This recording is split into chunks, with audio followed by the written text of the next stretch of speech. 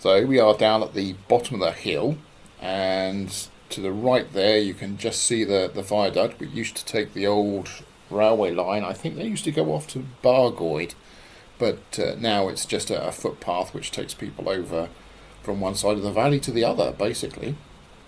So this road is not very much used. It's just really a cut through, which takes you from sort of the road going south to the road going north. But when the trees have got leaves on, it's actually quite a nice sort of little drive. It's very green and lush sort of thing. Plus there's a little river that runs across the bottom. I think there's also a footpath which runs across to the left when we get down the bottom, but I haven't actually checked that out. But as you can see, there's still a fair amount of snow down here. The roads are fairly clear, I think because it's generally got the trees hanging over it, and I think the gritters have been round it. It's not too bad, so it's not actually very slippery underfoot. So as we come around the corner here, you can just make out the little river on the right there. So from the road you would never even know that river was there. It's only the sort of bridge that when I've been down here a couple of times you actually see it, but don't get many people walking down there because there's no footpaths on either side of the road. So it's kind of very much on its own. But as you can see there, the viaduct and the snow on the trees, and it looks very picturesque, very almost sort of like Christmas cardy.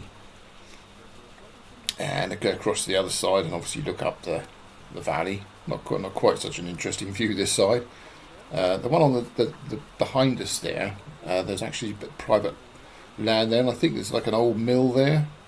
I don't think we actually quite saw it, but that's obviously now a private house, so no one can go down that side.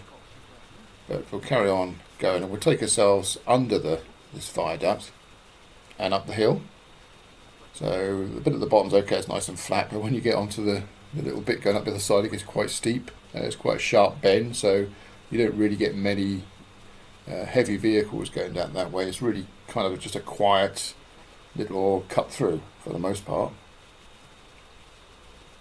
As you can see, some of the sort of the rainwater has washed across the snow there, and now we're heading underneath the arches.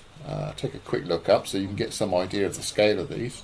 It must have taken a colossal amount of effort to build this viaduct, so it must have been a profitable line at its time. But back in the days of Dr. Beeching and closing the lines that weren't profitable, away it went. But it's nice to know that they've actually used it to put a footpath across it, and indeed a cycle path. So that gets used quite a lot really, because it's an easy route of getting from one side to the other without actually having to exert a lot of energy going downhill and then uphill again. So as we look around behind us, you can see the scale of the viaduct. Quite a few arches in there. I think it's probably about 12 to 15 arches, so it was quite a colossal effort in its time.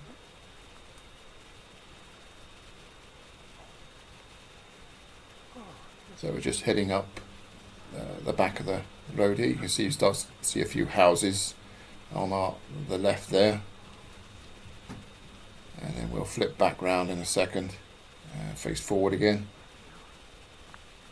and we'll get to the end of the road there.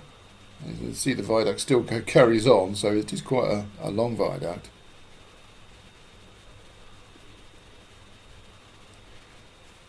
And now we're on the opposite side of the valley.